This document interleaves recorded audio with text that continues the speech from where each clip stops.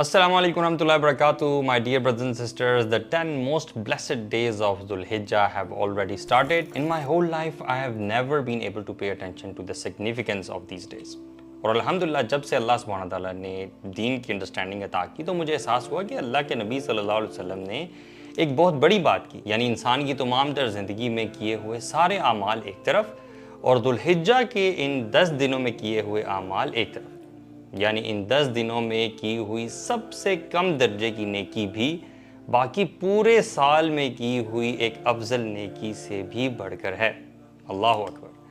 اللہ سبحانہ تعالیٰ نے ان 10 دنوں کی قسم بھی اٹھائی ہے، جیسا کہ سورہ فجر میں اللہ سبحانہ تعالیٰ فرماتے ہیں وَالْفَجْرِ وَلَيَالٍ عَشْرٍ، اور اللہ سبحانہ تعالیٰ کا ان 10 دنوں کی قسم اٹھانا بھی ان دنوں کی شان و عظمت کا ایویڈنس ہے۔ اور علماء نے ان دنوں کی فضیلت کا ایک سبب یہ بھی بیان کیا ہے کہ ان دنوں میں تمام بیسک عبادات جو ہیں وہ اکٹھی ہو جاتی ہیں، جیسے کہ نماز، روزہ، صدقہ اور حج، جو کسی اور دنوں میں جمع نہیں ہوتی۔ ایک اور چیز یہ کہ ان دنوں میں ایک بہت بڑا دن یوم العرفہ کا بھی ہے۔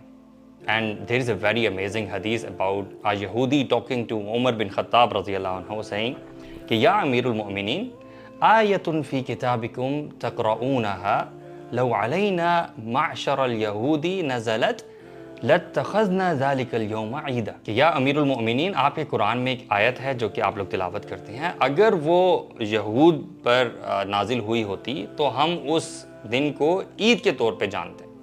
تو امیر المؤمنین نے پوچھا کہ کون سی آیت؟ تو اس نے بتایا کہ الیوم اکملت لکم دینکم واتممت علیکم نعمتی ورضیت لکم الاسلام دینا۔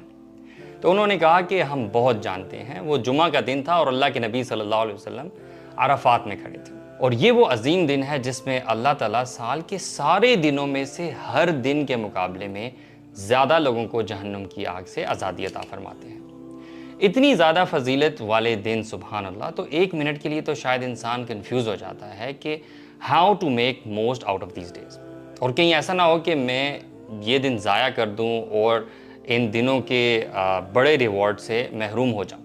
سو آئی ول کوئکلی انلسٹ وہ چیزیں جو کہ اللہ کے نبی صلی اللہ علیہ وسلم نے بتائی ہیں جو ان دنوں میں کرنی چاہیے۔ نمبر 1، کثرت سے تکبیر، تحلیل اور تحمید کرتا، یعنی سبحان اللہ والحمدللہ ولا الہ الا اللہ واللہ اکبر۔